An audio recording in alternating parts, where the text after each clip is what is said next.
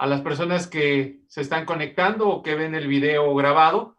El Centro de Posgrados del Estado de México, siempre preocupado por la educación continua y con la formación de talento humano en el área jurídica, ha hecho una alianza estratégica con la Asociación de Abogados Litigantes de México para implementar una serie de conferencias todos los jueves al mediodía, y les pedimos que estén pendientes de la transmisión y muchas gracias.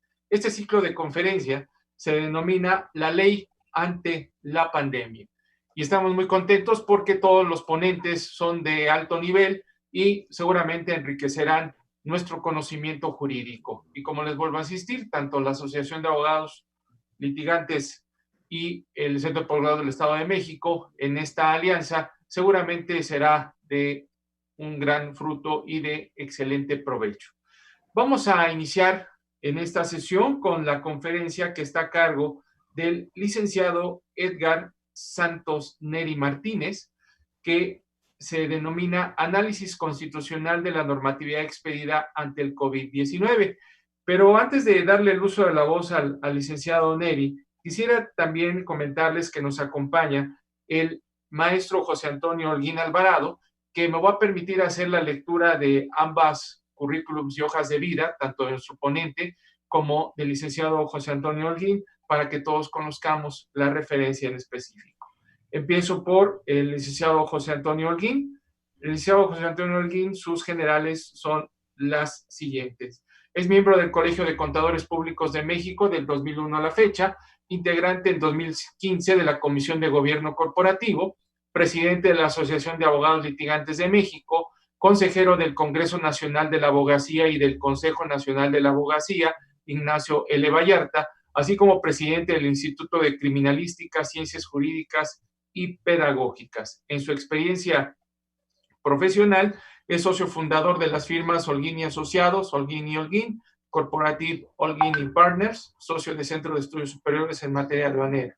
También es coadyuvante de la Procuraduría General de la República para Integración de Delitos en Materia Fiscal en el año 2008, sinodal de exámenes de ascenso para ministerios públicos federales por parte del Consejo de Participación Ciudadana en el INACIP. En la academia, en este caso, ha estado como docente en la Facultad de Derecho en la Barra Nacional de Abogados, en la Universidad del Valle de México a nivel maestría, en el INADEG, el Instituto Nacional de Desarrollo Jurídico, en el Centro de Estudios de Posgrados en el Estado de México, y también es conferencista de la Asociación de Abogados Litigantes en diversos temas fiscales y manejo de información financiera. También ha estado presente en la Universidad Nacional Autónoma de México, en la fundación de la Escuela Nacional de Jurisprudencia, dando clases en diplomados en materia fiscal en diversos temas. También ha sido expositor en el cuarto foro de prevención del lavado de dinero, relacionado con el debate de actividades vulnerables, y también es expositor permanente de capacitación en la Junta Local de Conciliación y Arbitraje. Su preparación académica es la siguiente: es licenciado por la Facultad de Derecho de la Barra Nacional de Abogados, también es contador público por el Instituto Politécnico Nacional y tiene un doctorado en educación que está en trámite, así como la maestría en Derecho Corporativo. Y tiene diversas especialidades en el Instituto Tecnológico de Estudios Superiores de Monterrey, especialidad en Derecho Fiscal, especialidad en el Tribunal Federal de Justicia Fiscal y Administrativa. También ha hecho estudios de bare erístico en el Tribunal Superior de Justicia, formador de formadores en el Tribunal Superior de Justicia y especialidad en dictámenes financieros y fiscales. Y aparte es contador público certificado por el Colegio de Contadores Públicos de México. Muchas gracias, licenciado maestro José Antonio Holguín, por estar con nosotros. Y de una vez, para que inmediatamente después de las palabras del licenciado Holguín pasemos a la conferencia, el licenciado Edgar Santos Neri Martínez es licenciado en Derecho por la Universidad Autónoma del Estado de Hidalgo, es presidente de la Barra de Abogados Maestro Ignacio Burgoa Orihuela en el Estado de Hidalgo, tiene la especialidad en Derecho Procesal Penal, maestría en Juicios Orales, especialidad en Procesal Penal, tiene diversos diplomados en Juicio de Amparo, el diplomado también en Derecho Fiscal, es docente catedrático en diversas universidades, así como conferencista. y en la parte profesional es litigante en el área de amparo y juicios orales en toda la República. Muchas gracias por estar aquí presente, tanto al maestro José Antonio Holguín como al licenciado Edgar Santos Neri Martínez. El uso de la voz, maestro Holguín, es de usted. Muchas gracias. No, muchas gracias, estimado doctor. También de igual manera que no quería dejar de aprovechar esta oportunidad para agradecerte, estimado licenciado Neri. También te faltó ahí que debes de anexar que desde hace 3 años eres nuestro delegado en el estado de Hidalgo de esta Asociación de Abogados Litigantes de México, Asociación Civil, con la entrega de la presea del litigio por vocación, y que para mí es un verdadero honor que tú abras este ciclo de conferencias jurídicas, porque tu vasto expertise nos llena de sapiencia, pero sobre todo sabes qué es la humildad. Yo no quería desaprovechar esta oportunidad para realmente destacar tu trayectoria y digo de que también somos de la misma región, del estado de Hidalgo, para poder agradecerte la atención y poder realmente ser la introducción a una gran cátedra que muy pocas veces he visto, que es la que tuve la oportunidad de presenciar y que nos vas en este momento a volver a compartir toda esa gama de conocimientos que durante la pandemia has litigado y que están generando grandes antecedentes. Por eso, sin más preámbulo, te agradezco la atención que tienes y te cedo los micrófonos, no sin antes definitivamente reiterarte mi aprecio, estimación y admiración por todas tus labores que has realizado. Muchas gracias y te cedo la palabra, estimado. Muchas gracias, maestro José Antonio Holguín, presidente de la Asociación de Abogados Litigantes de México. Efectivamente es mi presidente. Nosotros estamos aquí trabajando en el estado de Hidalgo con esta Asociación de Abogados Litigantes. Creo que se está haciendo un trabajo muy importante en el ámbito jurídico.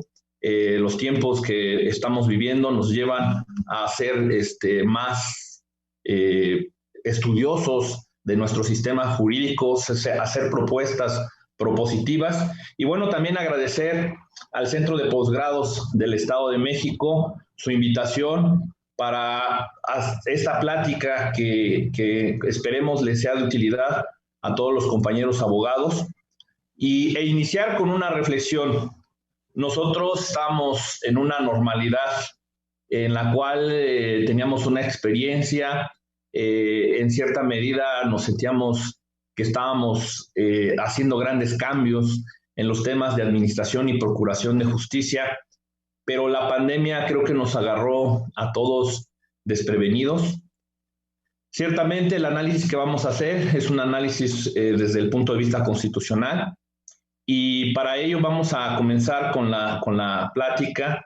No sé si puedan proyectar en pantalla la ponencia que les envié, si me hicieran ese favor. Y en cierta medida, pues bueno, aquí tenemos que vamos a hablar un poquito sobre el análisis constitucional de la normatividad expedida ante el COVID-19. ¿Podemos pasar a la siguiente, por favor? ¿Cómo sucede todo esto? Vamos a hacer un poquito un análisis histórico. Todos saben que por las noticias a nivel internacional es hasta el pasado 31 de diciembre, cuando el gobierno de China reconoce que en la ciudad de Wuhan se gesta un brote de enfermedad por el famoso coronavirus, que se ha extendido como una epidemia. En ese momento se hablaba de una epidemia. Pandemia es ya, los alcances son a nivel mundial. Y bueno, es hasta en la siguiente, por favor, es hasta el 30 de enero, la siguiente 30 de enero, donde la Organización Mundial de la Salud declaró a la enfermedad por el virus SARS-CoV, tiene una nomenclatura en inglés, que causa la enfermedad conocida también como COVID-19, como una emergencia de salud pública de preocupación internacional. En México es hasta el pasado 19 de marzo de 2020, la que sigue, por favor, donde el Consejo General de Salubridad en su primera sesión extraordinaria reconoció a la epidemia de enfermedad por el virus SARS como una enfermedad grave. Aquí voy a hacer un alto para darles una idea importante de lo que va a ser esta plática con ustedes para llevar estos objetivos y llevarlos de la mano con la ponencia. Debemos decir que en México nosotros tenemos como medio para resolver una pandemia, tenemos a nivel constitucional el establecimiento de lo que se conoce como Consejo de Salubridad General y tenemos a la Secretaría de Salud. El Consejo General de Salubridad es quien tiene facultades normativas que deberán acatar todas las autoridades del país ante el combate de esta pandemia. Debemos de hacer la aclaración de que no estamos todavía en un estado de suspensión de derechos humanos conforme al artículo 29. Vamos a tratar un poquito esta diferencia para que quede bien clara la idea.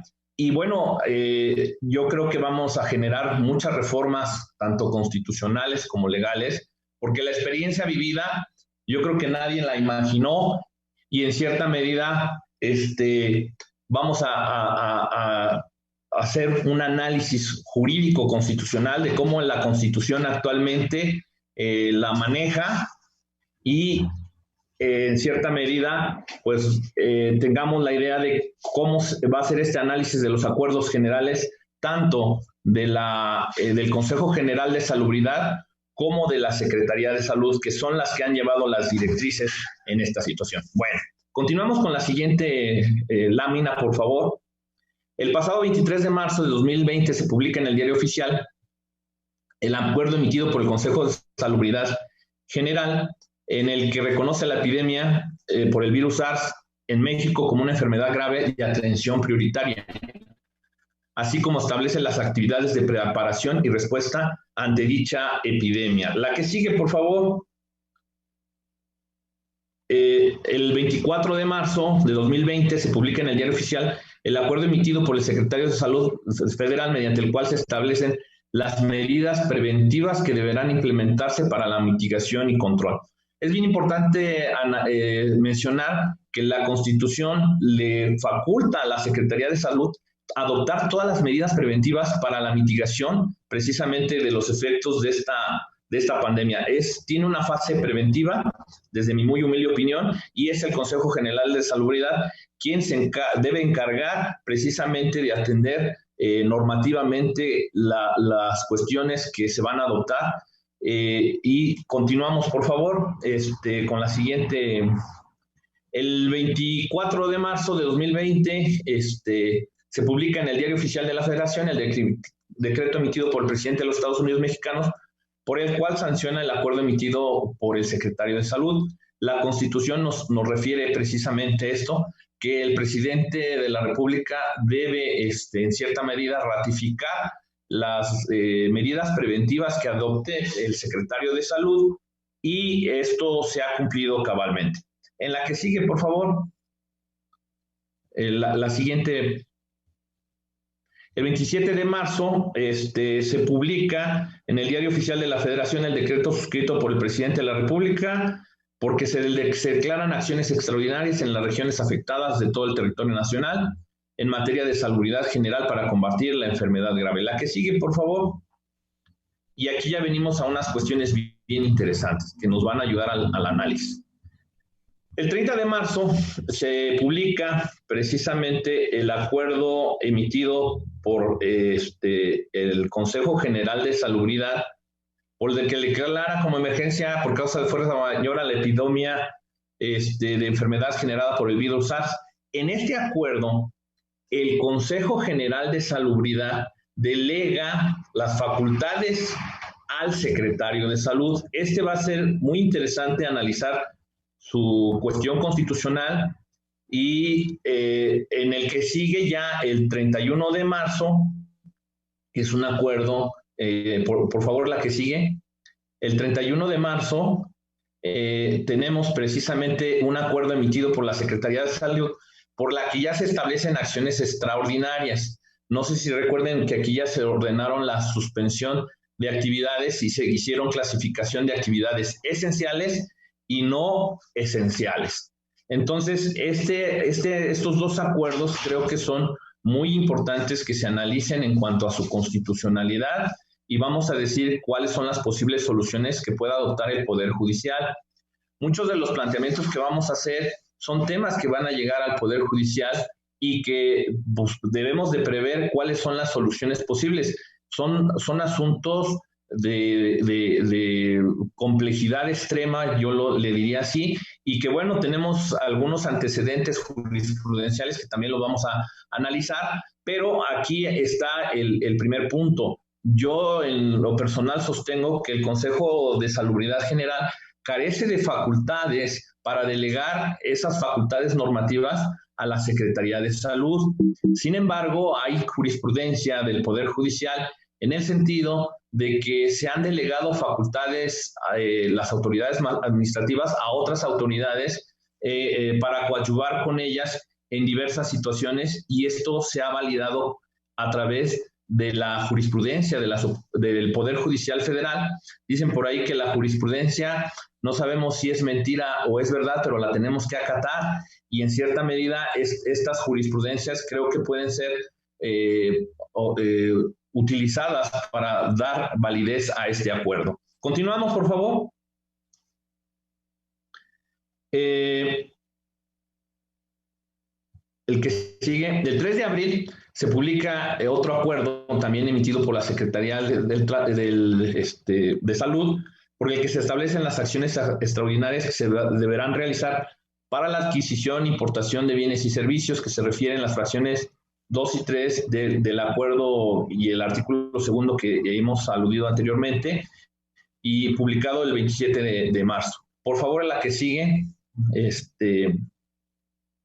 6 de abril se publica otro acuerdo. Aquí se amplían las actividades, y en cierta medida pues vamos a darnos cuenta de que van corrigiendo ciertos errores que detectaron de ese primer acuerdo. Lo cierto es que fueron acuerdos poco reflexionados ante la gravedad de la pandemia, porque había que salvaguardar la vida de todos los gobernados de este país. Y es una situación que vemos aquí cómo se empiezan a generar las primeras reflexiones y a modificar en cierta medida estos acuerdos. La que sigue, por favor. El 21 de abril de 2020 se publicó otro acuerdo por el secretario de Salud. Se modifica, y bueno, no sé si recordarán que se manejaron otras actividades como esenciales, por ejemplo, la minería, la cuestión de la construcción. Se fueron manejando y se fueron haciendo cambios. Las cuestiones que tenían que ver relacionadas con la fabricación de transporte también creo que ya se manejan desde este punto de vista. Continuamos con la que sigue. El pasado 14 de mayo se publica otro acuerdo y se establece una estrategia para la reapertura de las actividades sociales y educativas. No sé si recordarán que se manejan la cuestión de los semáforos por regiones para evaluar cómo se va reanudando las actividades de manera gradual. Continuamos, por favor, con la que sigue. Aquí vamos a empezar a hacer una situación muy importante que aclaremos. En México no estamos ante un decreto de suspensión de derechos humanos en términos del artículo 29 constitucional. Esto es muy importante porque en México solamente con la Constitución del 17, solamente una vez hemos tenido la figura de la suspensión de derechos humanos.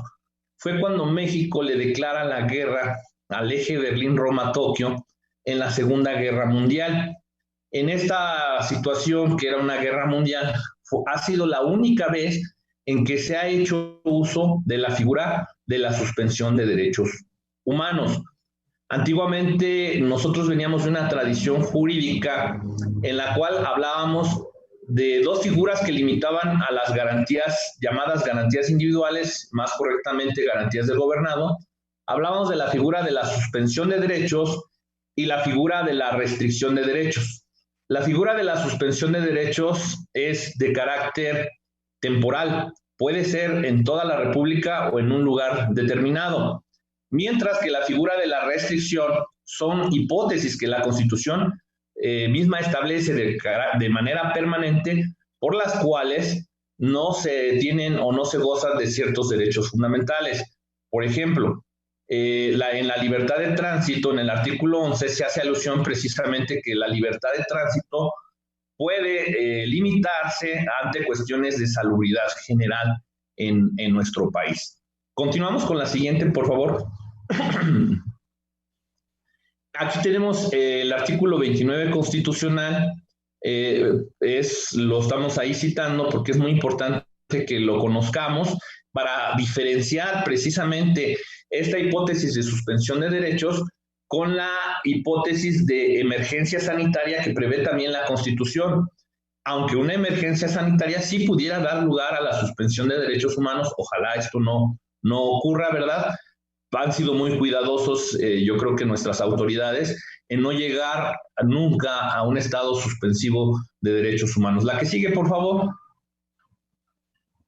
La que sigue, que creo que ahorita es la redacción del artículo 29, si me permiten avanzar. Adelante, la que sigue. Y la que sigue, por favor. Vamos a hablar, la suspensión de derechos humanos, ¿cuándo procede? Nuestra Constitución en el artículo 29 nos habla de 3 hipótesis. Invasión, perturbación grave de la paz pública. ¿Esto qué quiere decir? Que no es cualquier cosa. Incluso en la pasada epidemia por influenza no se llegó a una suspensión de derechos. Y dice aquí que cualquier otra que ponga a la sociedad en grave peligro o conflicto. Son esas las hipótesis que nos plantea el artículo 29 constitucional, cómo quedarán lugar precisamente a la figura de la suspensión, hoy llamada así, de derechos humanos. No hay que olvidar que en junio de 2011 tuvimos una reforma constitucional de gran calado. Nosotros tuvimos una reforma constitucional que incidió en la materia de derechos humanos y amparo, donde prácticamente incorporamos el derecho internacional de los derechos humanos y tenemos una nueva propuesta de juicio de amparo donde se da una mayor protección al justiciable a través de figuras, por ejemplo, como el interés legítimo.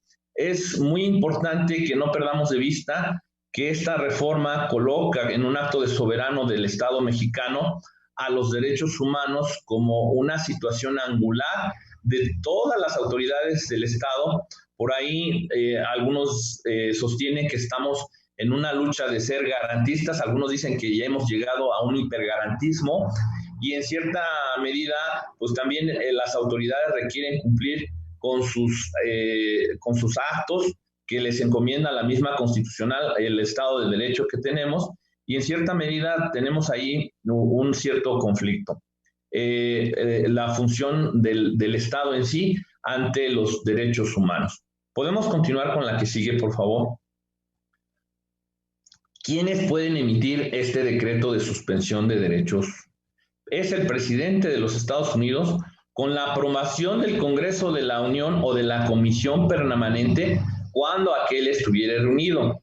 Las características de esta suspensión de derechos ya les había comentado, subsiste que es de carácter temporal, puede comprender un lugar determinado o todo el territorio nacional y el decreto debe ser general. La suspensión de derechos no debe contraerse a una persona en específico. Debe ser impersonal. Y el Congreso de la Unión otorga al Ejecutivo facultades extraordinarias para poder emitir lo que se conoce como leyes de emergencia. Nosotros, ustedes recordarán que tenemos a nivel constitucional la llamada división de poderes. Yo sostengo que se hizo una mala interpretación a las teorías de Montesquieu, sino que se habla de división de funciones, porque el poder no se puede dividir, o se tiene o no se tiene. Se pueden establecer funciones para crear pesos y contrapesos. Nosotros, a través de nuestro constitucionalismo y recordando a un ilustre jurista como es don José María Iglesias, sobre la Constitución nada, bajo la Constitución todo. Entonces, sin embargo, hemos tenido en México, se ha reconocido los antecedentes del presidencialismo mexicano. Tenemos, por ejemplo, hoy en día un código de comercio que fue emitido por Porfirio Díaz, donde se le delegaron facultades. El Código Penal Federal fue emitido por un presidente de la República varias normatividades de la Ley General de Títulos y Operaciones de Crédito, el contrato de seguros, si no mal recuerdo, varias legislaciones mercantiles fueron expedidas por presidentes de la República en facultades extraordinarias. En el caso del Código Penal Federal, la Corte tuvo que hacer una interpretación teleológica, histórica, progresiva de esa prohibición de que dos poderes no estuvieran en una misma persona, facultades ejecutivas y facultades legislativas. Y se salvó la constitucionalidad del Código Penal Federal. Después vino una reforma a la Constitución que en ningún otro caso se iba a permitir esta situación, más sin embargo les comentaba que se han dado delegación de facultades ejecutivas a otras autoridades y la Corte ha validado esa situación. Adelante, por favor, con la siguiente lámina, si es tan amable. Los decretos de suspensión de derechos humanos, el decreto de suspensión de derechos humanos debe estar fundado y motivado. Esto es la garantía de legalidad. El decreto de suspensión de derechos humanos también debe ser proporcional al peligro que se enfrenta. Y en la suspensión de derechos humanos se deben de observar los principios de legalidad, racionalidad, proclamación, publicidad y no discriminación. ¿Cuándo termina esta suspensión? La que sigue, por favor. ¿Cuándo termina esta suspensión de derechos humanos? La suspensión de derechos humanos termina por el vencimiento del plazo, por el decreto expedido por el Congreso de la Unión para tal efecto. Y aquí hay una situación que nuestra Constitución maneja. El Ejecutivo no está facultado para hacer observaciones al decreto anterior. Ustedes dirán, bueno, si nada más hemos utilizado el artículo 29 constitucional una sola ocasión, ha sido objeto de varias reformas. ¿Por qué ha sido objeto de varias reformas? Porque cuando entra la reforma de junio de 2011, nosotros considero yo que esta reforma atendió a un mecanismo internacional que se conoce como EPU, Examen Periódico Universal, que ante la ONU se hace de los países en materia de derechos humanos. Nosotros ya hemos sido evaluados en 3 ocasiones por la comunidad internacional y después del primer examen, creo que una reforma importante fue esta de junio de 2011, atendiendo a las recomendaciones que nos dictan a nivel internacional, porque hoy se está tratando de preservar precisamente los derechos humanos, no solo a nivel nacional, sino a nivel internacional. Y es por ello que estas reformas incidieron en el 29 constitucional, desde mi muy humilde opinión, y hoy día es importante que estemos al pendiente de estos exámenes periódicos universales, que muchas veces no se citan como una fuente real de nuestro derecho, pero creo que es muy importante que conozcamos estas facultades que ahora están incidiendo en nuestro sistema jurídico. ¿Podemos continuar con la que sigue, por favor? Nuestra Constitución maneja que hay derechos que no deben suspenderse en un estado de suspensión de derechos humanos.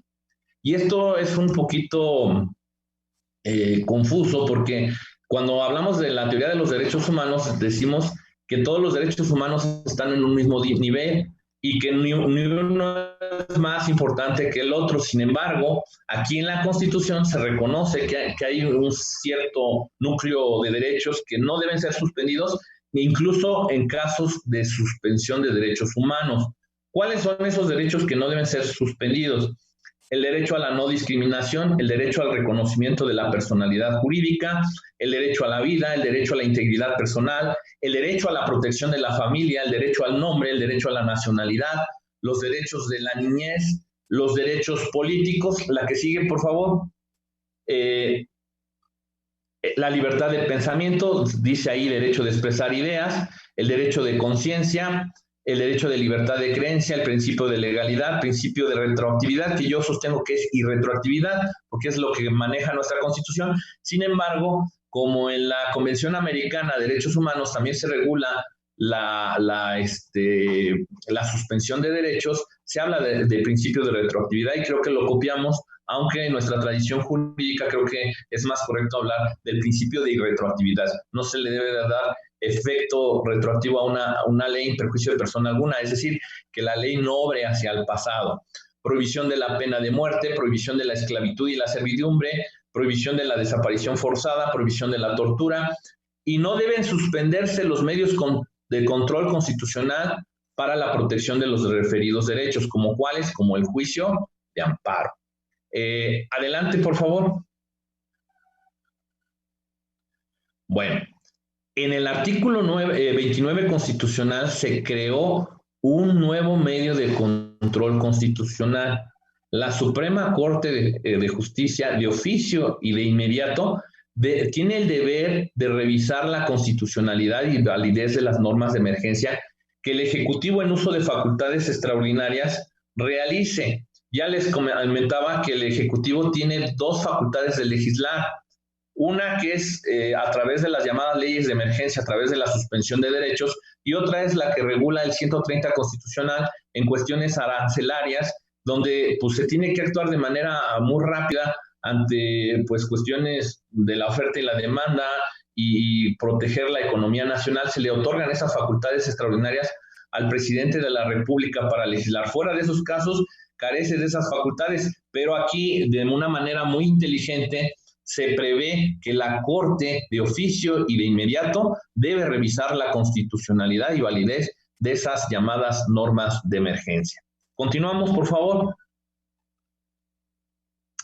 Este medio de control constitucional que acabo de aludir, a mí me parece importante llevarlo al ámbito de una emergencia sanitaria, que sea la Corte quien revise de oficio la constitucionalidad de los acuerdos que emita el Consejo General, la Secretaría de Salud, porque en cierta medida esto va a coadyuvar al respeto de los derechos humanos.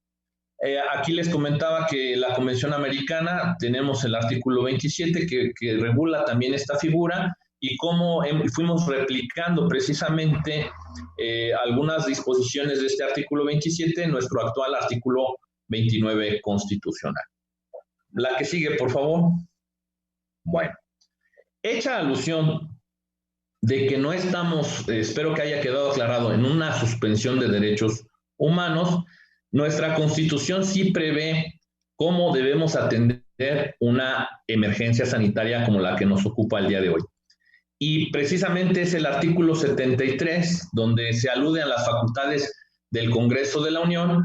En la fracción 16, ahí pusieron 4 bases que tienen que ver precisamente con la creación de lo que se conoce como Consejo de Salubridad General.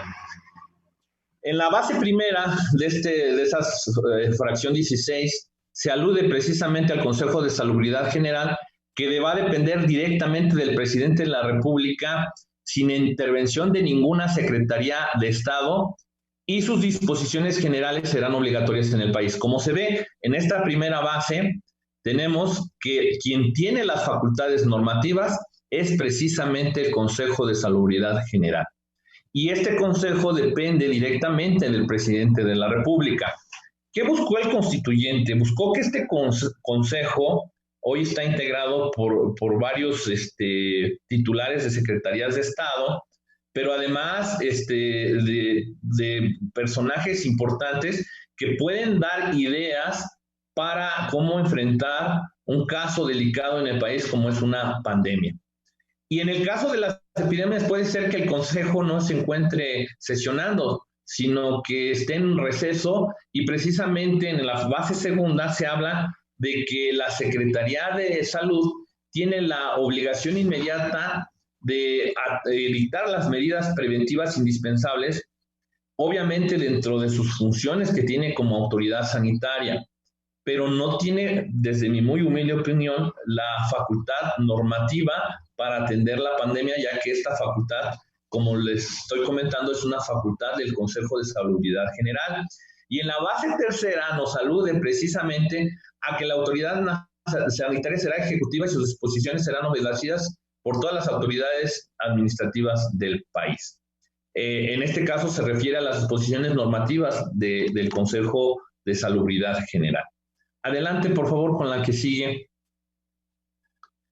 ¿Qué es el Consejo de Salubridad General? Es una autoridad sanitaria ejecutiva con facultades normativas. Esto es muy importante. Esto es lo que lo hace diferente. Tiene facultades normativas, también tiene facultades consultivas y ejecutivas, dependientes del Ejecutivo Federal, sin intervención de ninguna otra Secretaría de Estado, y cuyas disposiciones generales deben ser obligatorias en todo el país. para atender pandemias, lo que se corrobora de una interpretación armónica con los artículos de la Ley General de Salud y el Reglamento Interior del Consejo General de Salubridad. Entonces tenemos para el Consejo de Salubridad General 3 normatividades: la Constitución en el artículo aludido, la Ley General de Salud y el Reglamento Interior del Consejo General de Salubridad. ¿Podemos continuar, por favor? Con la que sigue, por favor. La Ley General de Salud, una antes, por favor. La Ley General de Salud sí nos hace alusión precisamente a estas situaciones. ¿Cómo se integra?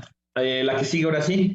¿Cómo se integra? Es muy interesante ver la integración del Consejo de Salubridad General. El presidente del Consejo de Salubridad es el secretario de Salud, actualmente el doctor Jorge Alcocer Varela. Tenemos un secretario del Consejo General de Salubridad, actualmente es el doctor José Ignacio Santos Preciado. Tenemos vocales titulares, que les decía que está integrado por secretarios de Estado, como es el secretario de Hacienda y Crédito Público, la Secretaría de Desarrollo Social, secretario de Medio Ambiente y Recursos Naturales, secretario de Economía, secretario de Agricultura y Desarrollo Rural, la que sigue, por favor. Secretario de Comunicaciones y Transportes, secretario de Educación Pública. Aquí viene lo interesante: director general del Instituto Mexicano del Seguro Social, director general del Instituto de Seguridad y Servicios Sociales de los Trabajadores del Estado, titular del Sistema Nacional para el Desarrollo Integral de la Familia, presidente de la Academia Nacional de Medicina, Asociación Civil, presidente de la Academia Mexicana de Cirugía, Asociación Civil, rector de la Universidad Nacional Autónoma de México. La que sigue, por favor. Tenemos vocales auxiliares, o sea, hay vocales titulares, vocales auxiliares. Aquí tenemos al director general del Consejo Nacional de Ciencia y Tecnología, director general del Instituto Politécnico Nacional, director general de Sanidad Militar de la Secretaría de la Defensa Nacional, director general adjunto de Sanidad Naval de la Secretaría de Marina, secretario general ejecutivo de la Asociación Nacional de Universidades e Instituciones de Educación Superior, Asociación Civil, presidente ejecutivo de la Fundación Mexicana para la Salud. La que sigue, por favor.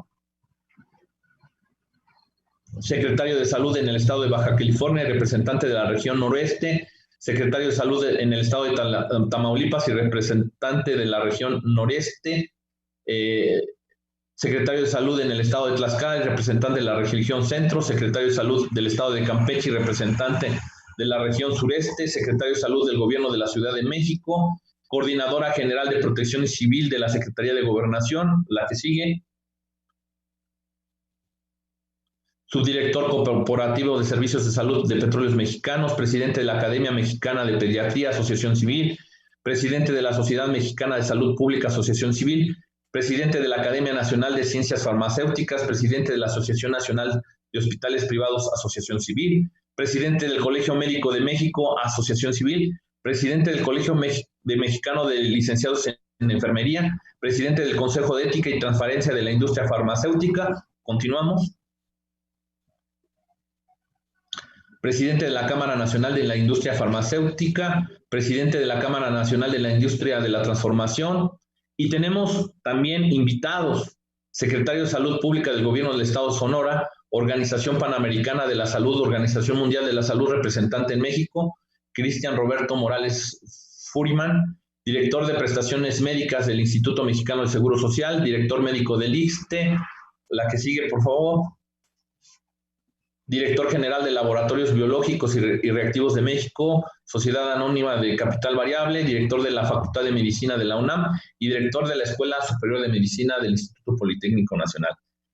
Este órgano colegiado, precisamente lo que se busca por todos sus integrantes, que tengamos un órgano lo suficientemente preparado para atender casos como el que hoy nos aquejan a todo el país, y en cierta medida son los que deben de emitir las cuestiones normativas ante una pandemia. Continuamos, por favor. En el artículo 16 de la Ley General de Salud se habla precisamente del funcionamiento de este Consejo de Salubridad y nos alude al reglamento interior que debe formular el propio Consejo. Aquí creo que una situación que propongo es que las decisiones que adopten sean democráticamente. En cierta medida creo que se ha dejado un poquito un vacío en ese reglamento, en ese sentido. A mí me gustaría saber qué fue lo que pasó en el seno del Consejo, qué discusiones se dieron.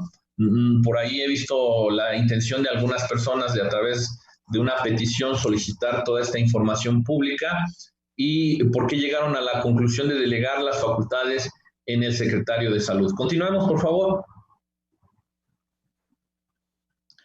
Y si nosotros vamos a esta Ley General de Salud, en el artículo 17, nos hace alusión precisamente que las facultades que le correspondan conforme a la fracción 16 del artículo 73, que como ya vimos son facultades normativas. La que sigue, por favor. Y aquí en el reglamento interior del Consejo, fíjense nada más qué facultades tiene. Aprobar los acuerdos necesarios y demás disposiciones generales de orden obligatorio en el país en materia de salubridad dentro del ámbito de su competencia. La que sigue, por favor. La que sigue. La que sigue. Les transcribí ahí. Y aquí la fracción 17, aprobar y publicar en el Diario Oficial de la Federación la declaratoria de enfermedades graves que sean causa de emergencia. Esto ya lo hizo el Consejo de Salubridad y es muy importante que lo tengamos en cuenta porque de aquí, de este acuerdo, se pueden hacer alusión a este estado de emergencia sanitaria ya legalmente en todo el país. La que sigue, por favor.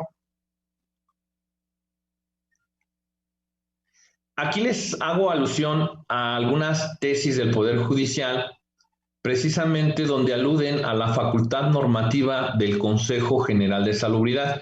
La que sigue, por favor.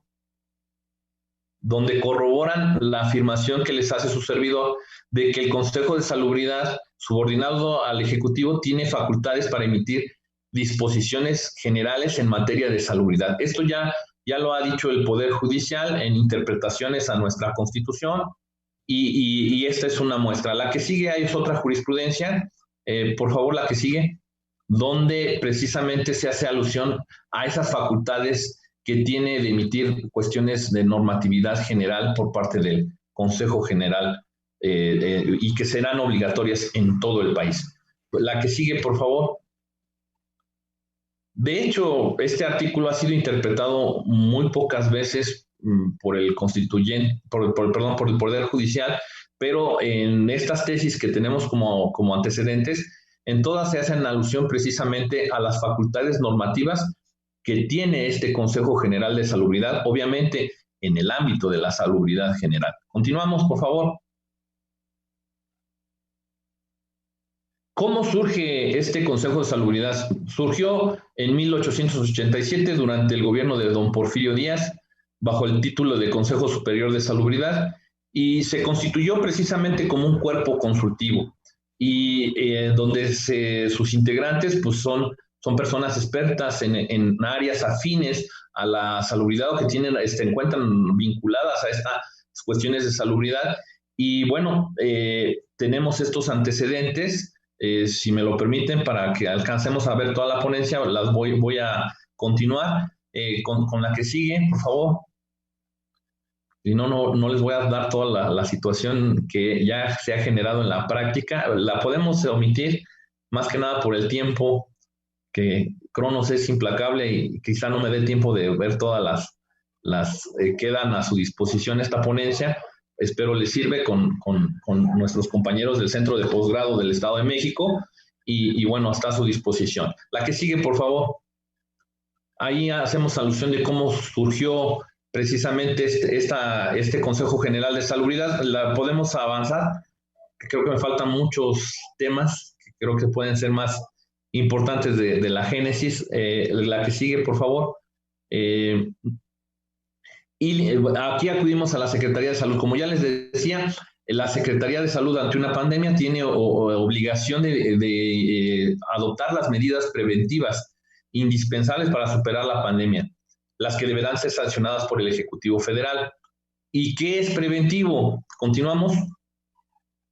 Si atendemos al diccionario de la Real Academia Española, pues preventivos viene de prevenir, que previene, y prevenir es preparar, aparejar y disponer con anticipación lo necesario para un evento,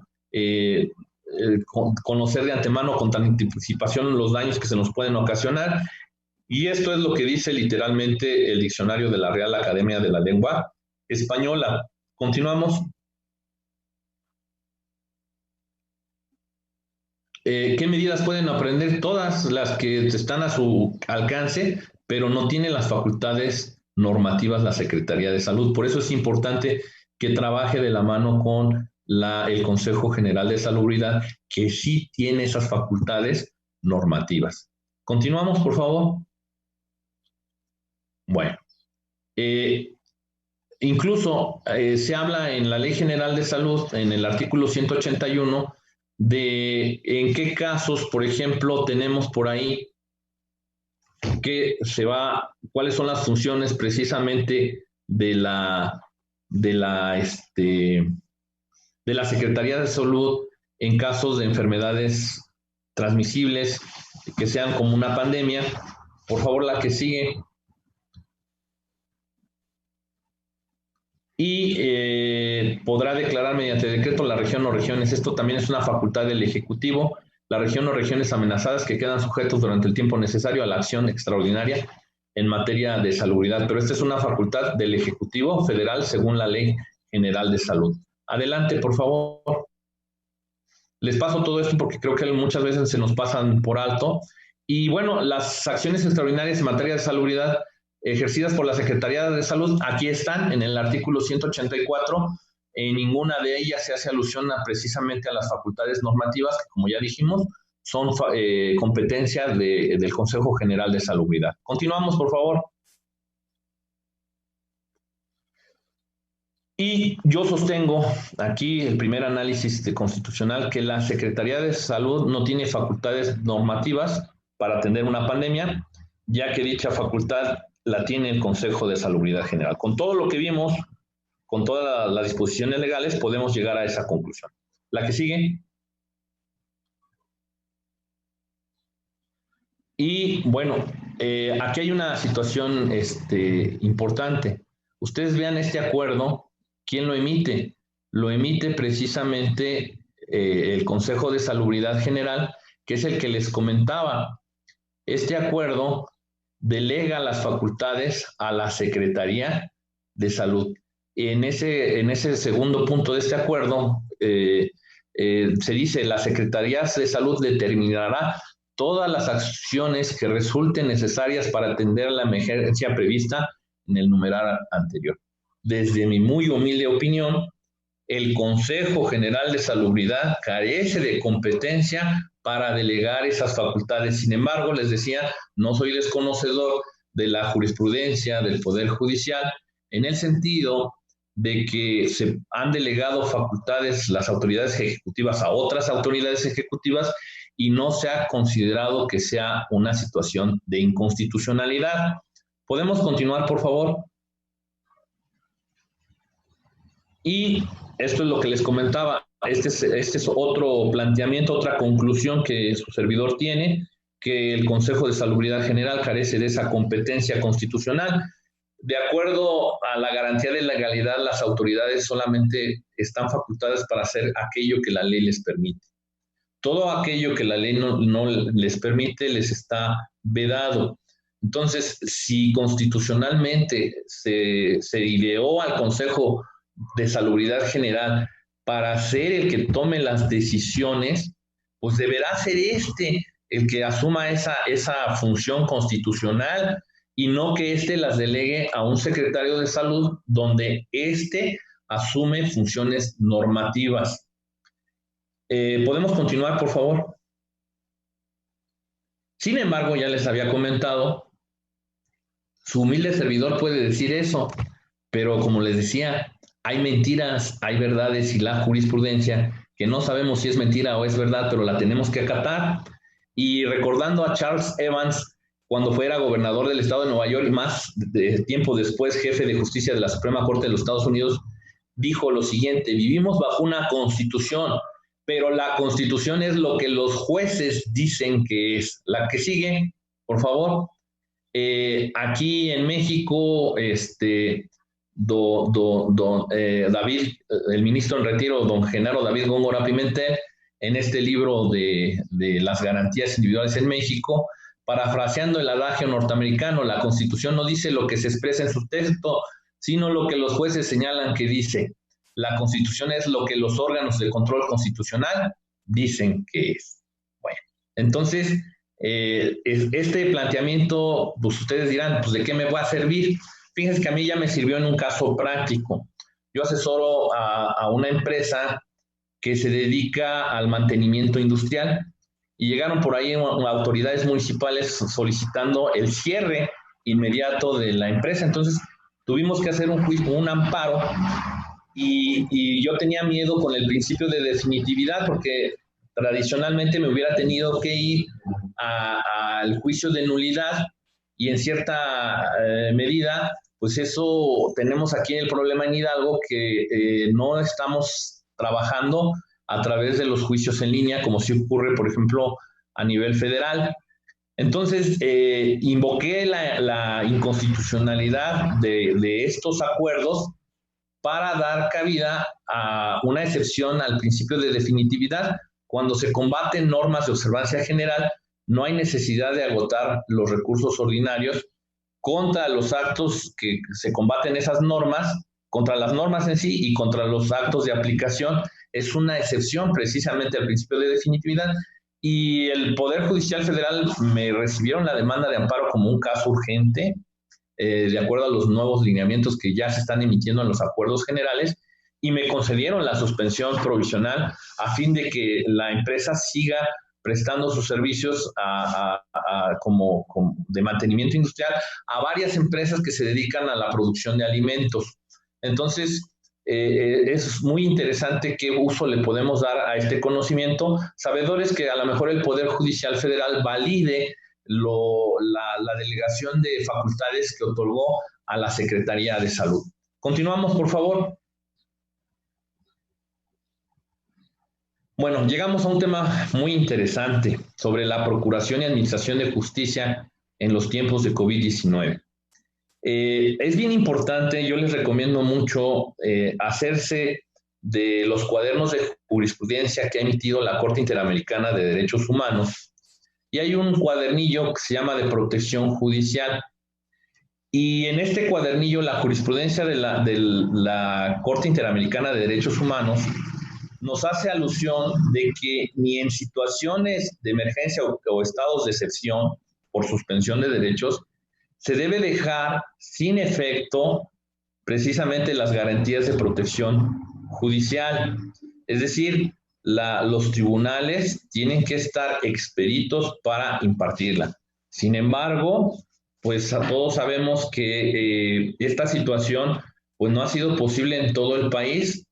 Afortunadamente, nuestro presidente de la Suprema Corte de Justicia de la Nación, desde que llegó al cargo, uno de sus objetivos fue la modernización de la impartición de justicia y estuvo trabajando precisamente para implementar la llamada justicia en línea.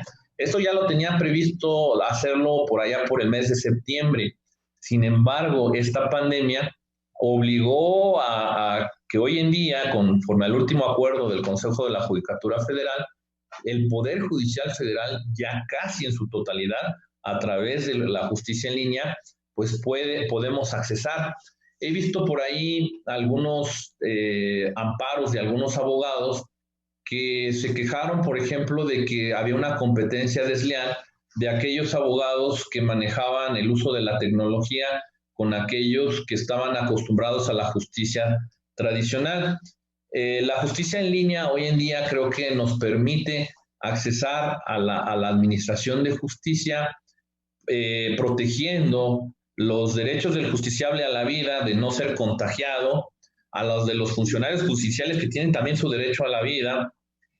Y también debemos reconocer que el Poder Judicial Federal, cuando se da la primera suspensión, pues no se fueron a descansar, sino siguieron trabajando en el rezago judicial.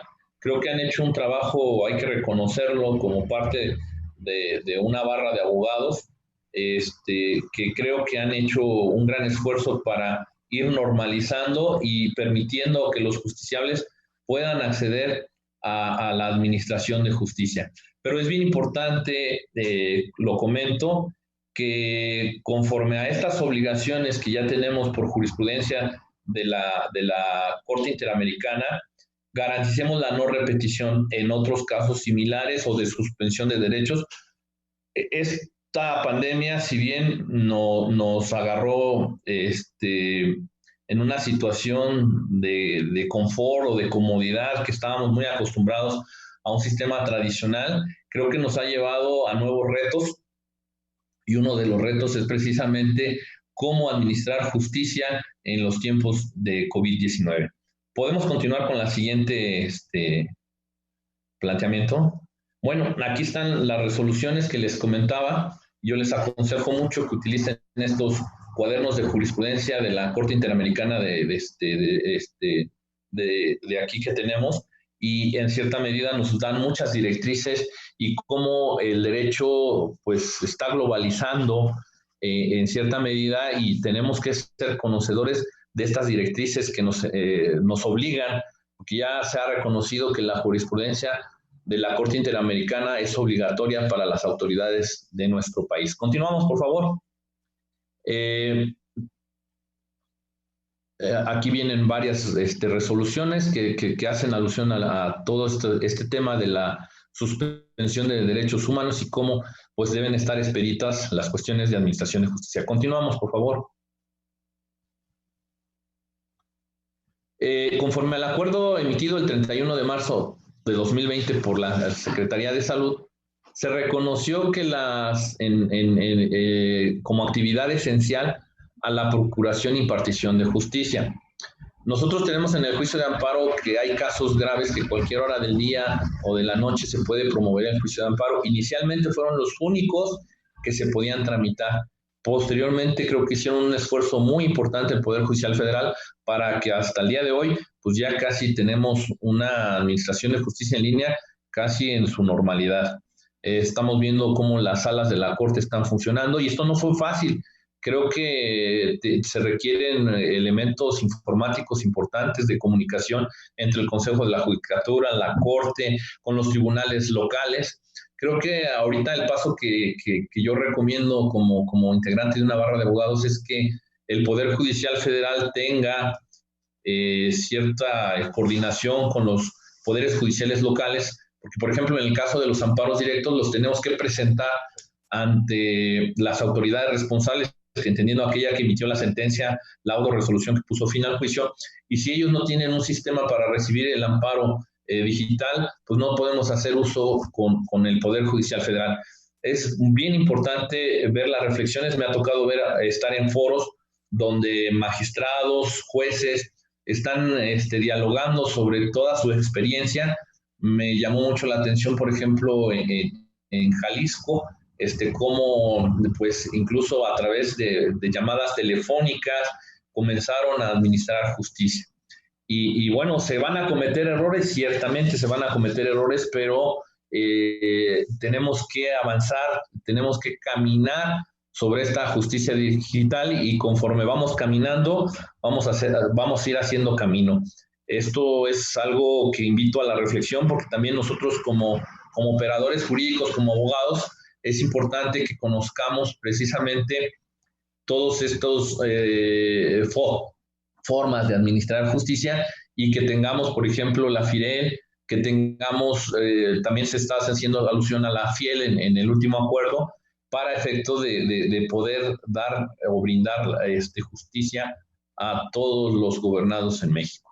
Continuamos, por favor. Y bueno, esta obligación también deriva del artículo 17. La justicia debe ser pronta y expedita. Y hago una observación. Si bien ahorita estamos hablando mucho de la justicia en línea, lo cierto es que es una de las formas de accesar a la administración de justicia, que considero que en cierta medida se debe dejar al justiciable la decisión si se optar por una situación tradicional o tener los medios de justicia en línea. Y esto creo que ante una pandemia es la forma más racional para accesar a la justicia sin exponer a justiciables, sin exponer a nadie.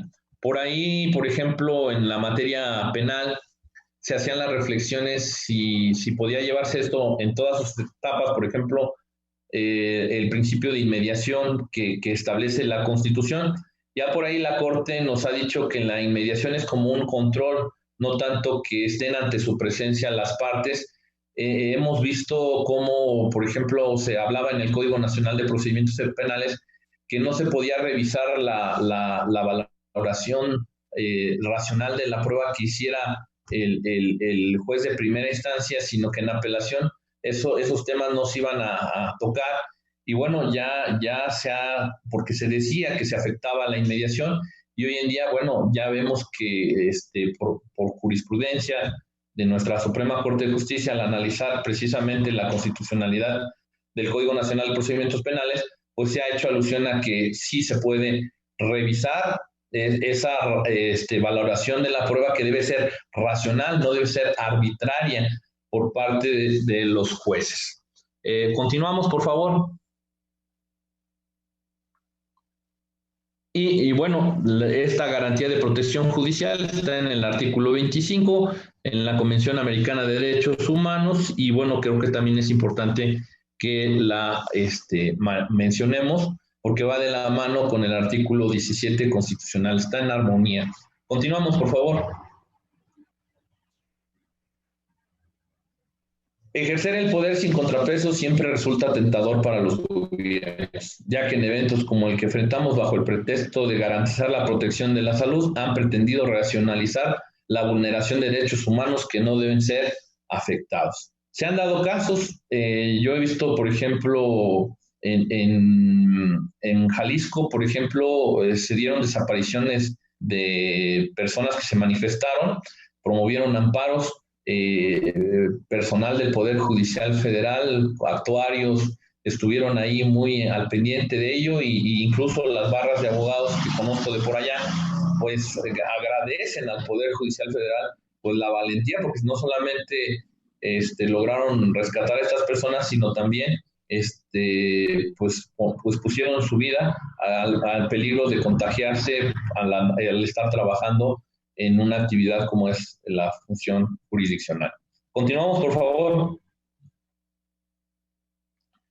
Esto es bien importante que les comente. Hoy hablamos del derecho humano de acceso a las tecnologías de la información y comunicación, que debe garantizar un uso responsable y seguro de la tecnología de información y comunicación.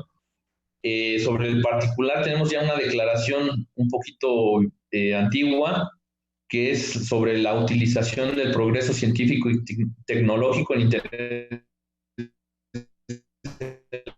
la paz de las Naciones Unidas, en la resolución 3384 de fecha 10 de noviembre de 1975, donde se reconoce que el uso de la tecnología es uno de los factores más importantes para el desarrollo de la sociedad humana, reconociendo la urgente necesidad de utilizar al máximo los avances tecnológicos. La que sigue, por favor. En nuestra Constitución, en el artículo 6, tenemos precisamente la obligación del Estado de garantizar el derecho del acceso a la tecnología de la información y comunicación. Ahí ya tenemos ese derecho fundamental en nuestra Constitución, que debe ser extendido para ayudar a proteger otros derechos, como es el acceso a la administración de la justicia, libre de cualquier peligro. Su servidor, por ejemplo, como parte de la barra de abogados, promovimos un amparo contra el Consejo de la Judicatura del Estado de Hidalgo, a fin de que pudieran restablecer a través de la tecnología pues el acceso a la administración de justicia, y presentamos el amparo llamando incluso al Congreso de la Unión, a los Congresos del Estado, para que den la normatividad necesaria y se pueda llevar a cabo esto. Aludimos también a la garantía de no repetición, de que no nos vuelva a pasar. Somos una actividad esencial, muy importante para el país, y yo creo que tenemos que caminar hacia estos avances tecnológicos. Recuerdo por ahí una conferencia sobre hackerismo ético que nos decía que lo único seguro en la tecnología es que no había nada seguro. Yo sé que tenemos esas situaciones, pero tenemos que ir caminando hacia ese sendero que nos obliga la necesidad de administrar y procurar justicia. Hoy he visto cómo los ministerios públicos hacen uso de la tecnología para solicitar audiencias, para solicitar muchas cosas, y que esto en realidad facilita el servicio de la administración de justicia. Más que ser la administración de justicia un lugar, es un servicio que puede darse a través de las tecnologías. Y esto es muy importante que lo comprendamos y también que nos comprometamos como abogados a entrar al estudio de todas estas cuestiones tecnológicas. Yo sé que muchos de nosotros que ya somos de una edad avanzada, pues nos puede ser un poquito difícil los temas tecnológicos, y sin embargo yo creo que emprendiendo esta aventura podemos aprender nuevas cosas y en cierta medida dar un mejor servicio a los justiciables de este país. Continuamos, por favor. No se debe pasar por alto dos cuestiones. Hay una declaración del relator especial de las Naciones Unidas que habla sobre la independencia judicial y nos habla sobre la emergencia del coronavirus y los desafíos precisamente que hoy debe enfrentar la justicia. Este es un documento muy importante al que aludió precisamente el último acuerdo de la Suprema Corte de Justicia de la Nación. Creo que vale la pena que le demos lectura para saber cuál es la perspectiva del relator especial de las Naciones Unidas sobre estos temas. Y hay otra resolución, de la que sigue, por favor, que es precisamente la resolución 1-2020 de la Comisión Interamericana de Derechos Humanos, de rubro pandemia y derechos humanos en las Américas. Es importantísimo que leamos estos dos documentos porque creo que nos dan mucha directriz. Debemos ver lo que está pasando a nivel internacional. Creo que nuestro Poder Judicial Federal es de los pioneros en estos temas. Creo que ha sido de los primeros tribunales que entraron a sesionar a través de sesiones virtuales y han resuelto asuntos muy importantes de trascendencia nacional, y que creo que somos un ejemplo en ese sentido. Continuamos, por favor. En materia de arrendamientos, a nosotros nos tocó, como presidente de la barra de abogados, que muchos compañeros abogados que pagan renta, pues se quedaran sin trabajo. En cierta medida, pues estuvimos ahí haciendo estrategias precisamente para ver lo que dicen las legislaciones civiles y poder dar asesorías que permitieron hacerse de ingresos a los compañeros barristas y ver que precisamente nuestra legislación civil, si bien no distingue entre la fuerza mayor y el caso fortuito, pues nos da ciertas directrices en el caso de que una persona no pueda hacer uso del inmueble que le fue rentado. La que sigue, por favor. En el caso, por ejemplo, en el 2418 de nuestra legislación del Estado de Hidalgo, se establece si por caso fortuito o fuerza mayor se impide totalmente al arrendatario el uso de la cosa arrendada, no se causará renta mientras dure el impedimento, y si este dura más de 2 meses podrá pedir la rescisión del contrato. El 2419, si solo se impide en parte el uso de la cosa, podrá el arrendatario pedir la reducción parcial de la renta a juicio de peritos, a no ser que las partes opten por la rescisión del contrato si el impedimento dura el tiempo fijado en el artículo anterior. Lo dispuesto en los dos artículos anteriores no son renunciables, son un derecho precisamente que se otorga al arrendatario. Y bueno, las experiencias que tuvimos aquí con los temas de arrendamiento, no voy a decir nombres, pero por ejemplo una empresa farmacéutica muy importante le giró un oficio al arrendador pidiéndole que no iba a pagar renta por el COVID. Y bueno, vimos que su actividad era esencial y realmente estaba haciendo uso del inmueble. Se le contestó que tenía que pagar la renta y si no, una vez que se reaperturaran los tribunales, pues iba a hacer uso. Me tocó otra empresa también importante a nivel nacional que realiza actividades financieras y venta de electrodomésticos, que también quería justificarse no pagar la renta. Y bueno, allí si se le impidió parte del uso de la cosa, se podía reducir, pero no tanto como no pagar. Se hizo uso de la mediación. Creo que esto es una figura que también nosotros como abogados podemos hacer como mediadores privados para hacernos de recursos y resolver la conflictiva social. Continuamos, por favor. La que sigue, por favor. En materia laboral, aquí creo que se van a generar muchos conflictos. El artículo 42 bis nos habla precisamente que cuando las autoridades competentes emitan una declaratoria de contingencia sanitaria, conforme a las disposiciones aplicables que aplique la suspensión de labores, estará lo expuesto en el 429 fracción cuarta. ¿Podemos ir a la que sigue? En este 429 fracción cuarta se hace alusión de que el patrón no requiere ninguna aprobación o autorización del tribunal y está obligado a pagar una indemnización equivalente a un día de salario mínimo por cada día que dure la suspensión sin que pueda exceder de un mes. Las autoridades laborales estuvieron combinando a los patrones a pagar la totalidad de su obligación de pago, mandando a descanso principalmente a los trabajadores que se dedicaban a actividades no esenciales. La que sigue, por favor.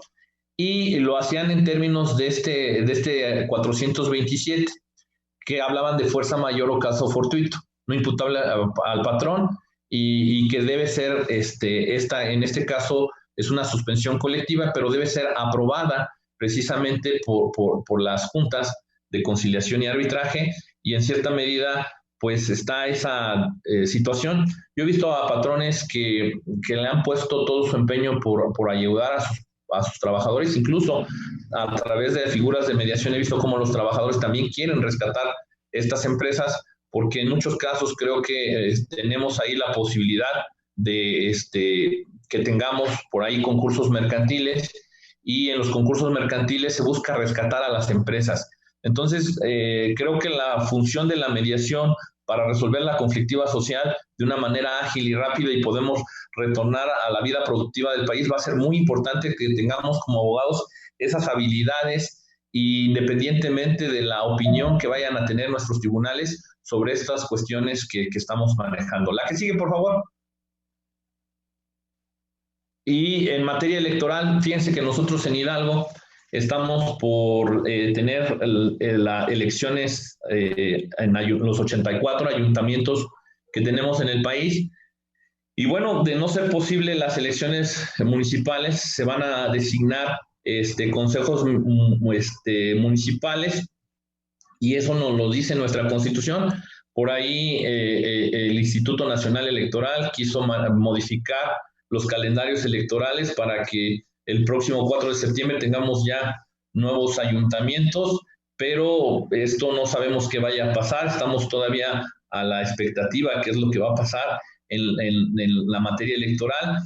Quizá las elecciones en línea pues todavía no resulten muy confiables para los partidos políticos, pero son temas que se deben de tratar, y creo que en cierta medida son algunas de las reflexiones que su servidor tiene para con ustedes sobre toda esta normatividad. ¿Podemos continuar con la que sigue, mi estimado?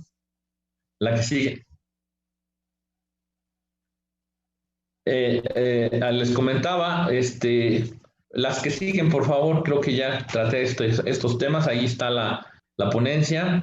Yo sé que el tiempo nos apremia. La que sigue, por favor. Ahí viene cómo se maneja esto, y pues yo agradezco mucho su atención. Espero que las reflexiones que les hemos compartido les sirvan, y convocar a este cambio que necesitamos en beneficio de nosotros como juristas, para pues, seguir prestando nuestros servicios profesionales, de los justiciables, y yo creo que son las nuevas habilidades de nosotros como abogados ante un tema tan delicado que es una pandemia que no teníamos previsto, yo creo que nadie, y bueno, se está trabajando para enmendar las cuestiones jurídicas. Pues muchas gracias por su atención, y agradezco nuevamente a la Asociación de Abogados de Litigantes de México la invitación que me hicieron para compartir con ustedes estas reflexiones, y al Centro de Posgrados del Estado de México, pues sus amabilísimas atenciones en esta exposición. Muchas gracias. Muchas gracias, maestro licenciado Edgar Santos Neri Martínez, por la participación del día de hoy. Y bueno, pues le podemos decir que las personas que estuvieron conectadas a través de la plataforma Facebook Live lo felicitan y manifiestan la posibilidad de tener acceso a su presentación. Si ustedes nos permiten, nosotros podemos enviar. Para ellos, con todo gusto. Y estamos a sus órdenes. Pues, licenciado, la verdad es que estamos muy, muy agradecidos con el hecho de que usted nos haya permitido participar con el conocimiento que usted tiene, esperando que no sea la última vez que nos podamos ver. Le agradecemos de antemano, licenciado Edgar Santos Neri Martínez. Vamos a la orden y un saludo a todos y les agradezco la atención. Dice que la tortura está prohibida en México y ya creo que me excedí en tiempos y bueno, una disculpa a todos por ese sentido. Oh, muchas gracias, maestro.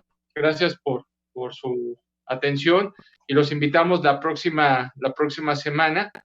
Ustedes estarán teniendo acceso a la información del ciclo de conferencias que estamos manejando en este mes. La próxima semana tendremos la conferencia el día jueves denominada Infodemia, que estará a cargo del licenciado Juan Carlos Sánchez Magallón, presidente del Consejo Nacional de la Abogacía, Juárez Siglo XXI y columnista de Excelsior. El jueves 25 de junio, próxima semana, 2 de la tarde, los invitamos. Muchas gracias, que pasen una excelente tarde, y a nombre del doctor Luis Lauro Calzado Rodríguez, el doctor Juan Bosco Villaseñor Córdoba, rector y vicerrector del Centro de Posgrados del Estado de México, así como el doctor Rafael Castello Raful, asesor de rectoría, los saluda Jorge Saldívar Vázquez, director general. Muy buenas tardes y nos vemos la próxima semana en este ciclo de conferencias en alianza con la Asociación de Litigantes de México. Muchas gracias y buenas tardes.